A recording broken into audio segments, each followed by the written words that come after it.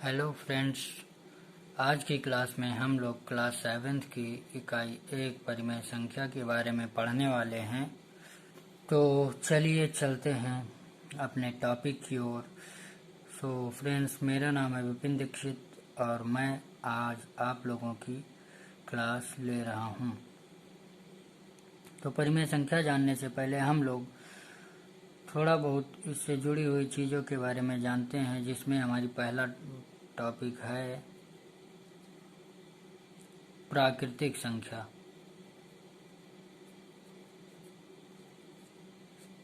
प्राकृतिक संख्याएं, जिसे हम लोग इंग्लिश में बोलते हैं नेचुरल नंबर, नेचुरल नंबर्स।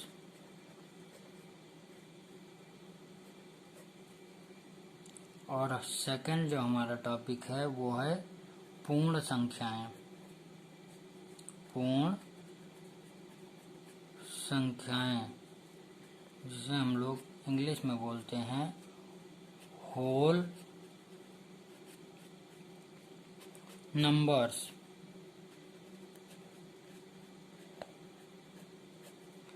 और जो हमारा थर्ड टॉपिक है वो है पूर्णांक,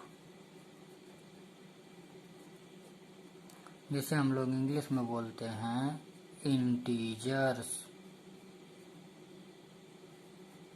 इंटीजर्स। तो सबसे पहले हम लोग जानते हैं प्राकृतिक संख्या के बारे में।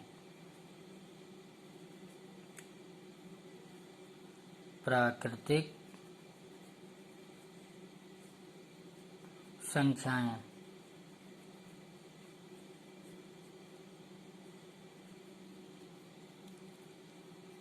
वे संख्याएं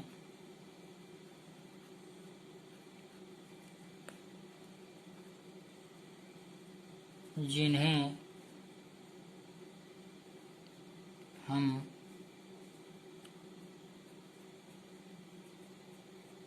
गिनती गिनने के लिए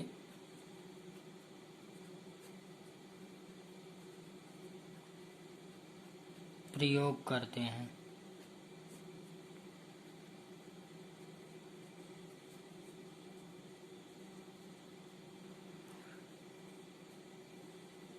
प्राकृतिक संख्याएं कहलाती हैं।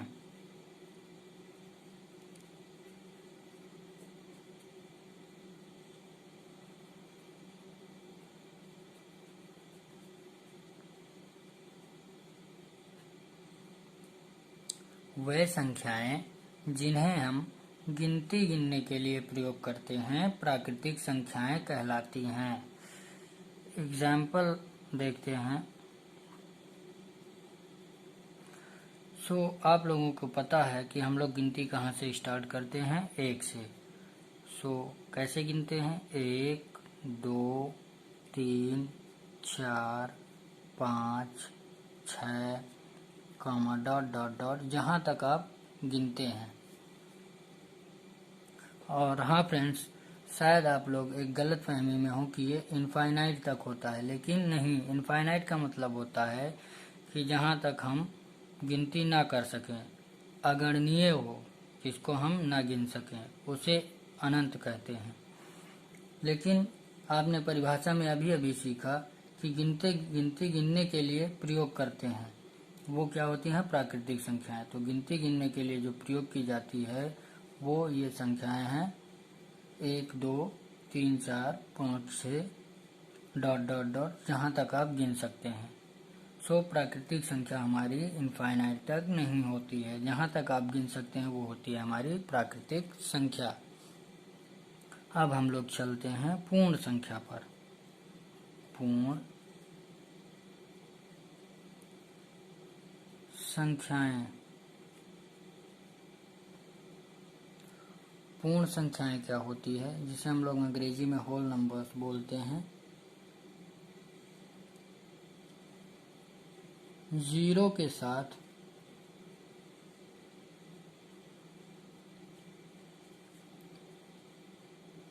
प्राकृतिक संख्याओं को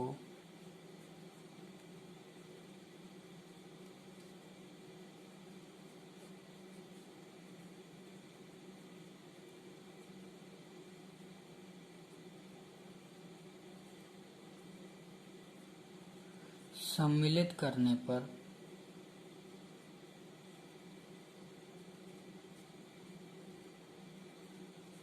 प्राप्त संख्याएं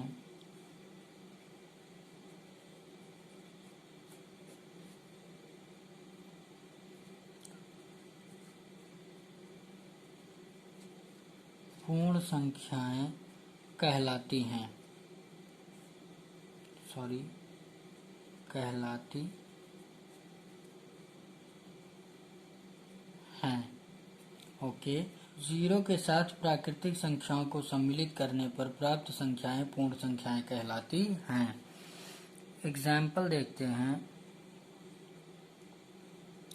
0 हमारा ये रहा और इसके साथ ये प्राकृतिक संख्याओं को सम्मिलित कर दिया जाए तो क्या बनेगा हमारा पूर्ण संख्याएं।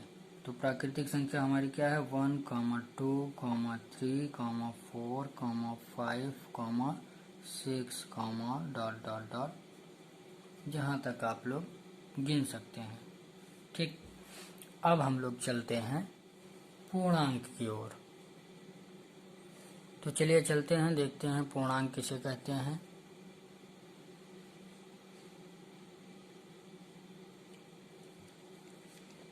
पूर्णांक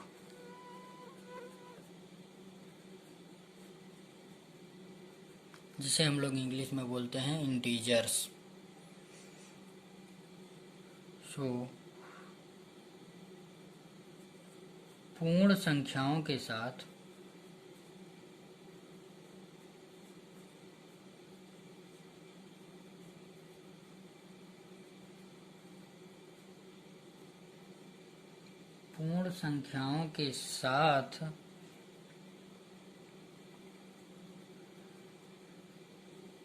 ऋणात्मक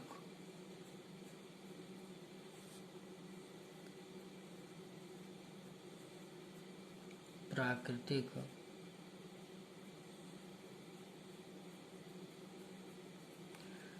संख्याओं को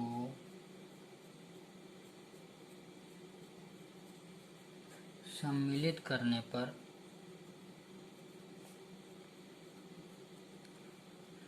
प्राप्त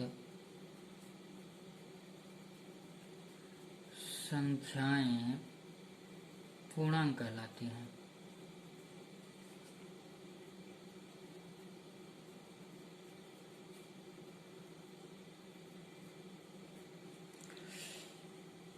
तो क्या है पूर्ण संख्याओं के साथ प्राकृतिक संख्याओं को कौन सी पूर्ण संख्याओं के साथ ऋणात्मक प्राकृतिक संख्याओं को सम्मिलित करने पर प्राप्त संख्याएं पूर्णांक कहलाती हैं। यानी कि पूर्ण संख्याओं के साथ यदि हम ऋणात्मक प्राकृतिक संख्याओं को लिखें तो वो क्या हमारा प्राप्त होगा पूर्णांक। तो चलिए देखते हैं एग्जाम्पल के थ्रू।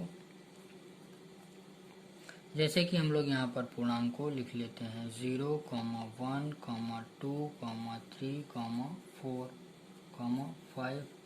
5, 6, dot dot dot. पूर्ण संख्याएं हम लोग इससे पहले पढ़ चुके हैं। ये है हमारा पूर्ण संख्या है, यही सेम टू सेम हम लोग यहाँ पर लिखे हैं। अब इससे पहले ऋणात्मक प्राकृतिक संख्याएं, जैसे कि हम लोग यहाँ पर प्राकृतिक संख्याएं पढ़े हैं, सेम इसी तरह से रहेगा। ऋणात्मक का मतलब होता है माइनस, तो इन प्राकृतिक संख्याओं के साथ हम लोग माइनस को जोड़ देंगे। -1, -2, -3, -4, डॉट डॉट डॉट डॉट जहाँ तक गिनती गिनी जा सकती है। ये हो गया हमारा पूर्णांक। पूर्णांक के बाद हम लोग चलते हैं परिमेय संख्या की तरफ। तो चलिए देखते हैं।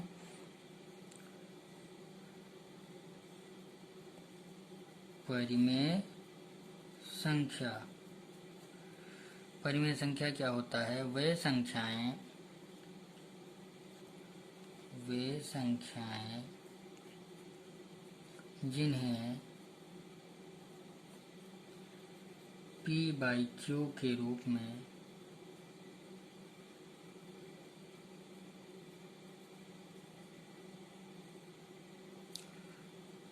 लिख सकते हैं,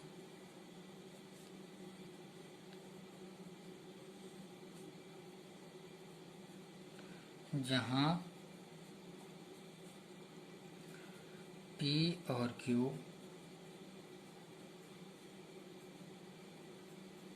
पूर्णांक हैं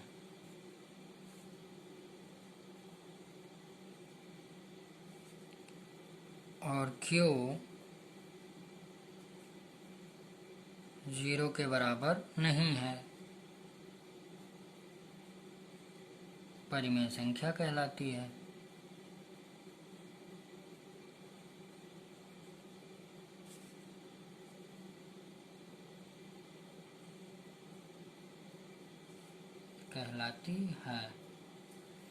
ठीक, वह संख्याएं जिन्हें P बाई Q के रूप में लिख सकते हैं जहां P और Q पूर्णांक है और Q क्या है, 0 के बराबर नहीं है, परिमेय संख्या कहलाती है। तो चलिए एग्जाम्पल के थ्रू इसे समझने की कोशिश करते हैं। जैसे कि यहाँ पर हमने मान लिया 5/6 -4/5 3/7 -8/11 -2/3 and 6/7। तो चलिए देखते हैं। अभी हमने क्या कहा, पहला कंडीशन परिमेय संख्या के लिए कि वो P बाई Q के रूप में हो। सेकंड कंडीशन कि P और Q क्या हों, P और Q क्या हों, पूर्णांक हों। P एंड Q क्या हों, पूर्णांक हों। और थर्ड कंडीशन हमारा क्या है कि वो क्या हों, 0 के बराबर Q ना हो। ओके, तो चलिए देखते हैं। पहला हमारा एग्जाम्पल है 5/6। तो ये P बाई Q के रूप में है। ठीक, ये P बाई Q, ऊपर में P है, इसका मतलब अंश। अब P की जगह आप कुछ भी ले सकते हैं पूर्णांक में। ओके, तो ये बटे के रूप में, कुल मिलाकर P बाई Q का मतलब ये है कि बटे के रूप में हो। तो 5/6 क्या है, बटे के रूप में है। सेकंड कंडीशन है हमारा कि P और Q, Q स्मॉल रहेगा। तो सेकंड कंडीशन है हमारा कि P और Q क्या हो, पूर्णांक हो। तो चलिए देखते हैं। P है हमारा 5 और Q है हमारा 6, ये सामने सामने। तो P हमारा 5 है, तो चलिए पूर्णांक में ढूंढते हैं कि P है या नहीं है। तो 5 यहाँ पर पूर्णांक में है। सो P तो हमारा पूर्णांक है। अब देखते हैं Q भी पूर्णांक है कि नहीं। तो Q क्या है, 6, जो कि हमारा पूर्णांक में है।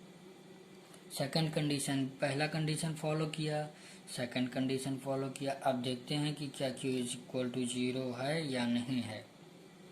तो देखो Q की जगह क्या है, 6 है, 0 नहीं है। ओके, तो इसलिए ये क्या है, परिमेय संख्या है। सेकंड एग्जांपल हम समझा देते हैं। जैसे देखिए -4/5। ठीक, अब यहाँ पर लिखते हैं P बाई Q। तो सामने क्या है, P की जगह क्या है, -4 और Q की जगह क्या है, 5। तो चलिए देखते हैं पूर्णांक में P और Q क्या होना चाहिए, पूर्णांक। तो देखते हैं P और Q पूर्णांक है कि नहीं।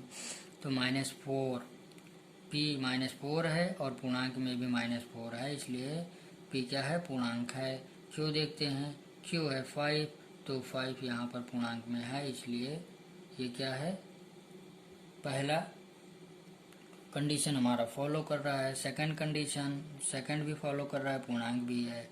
And third condition Q is not equal to 0 वाला, तो ये फॉलो कर रहा है। तो Q हमारा 5 है, यानी कि 5 है, 0 तो नहीं है ना, इसलिए ये भी कंडीशन हमारा फॉलो कर रहा है। तो ये क्या है, परिमेय संख्या है।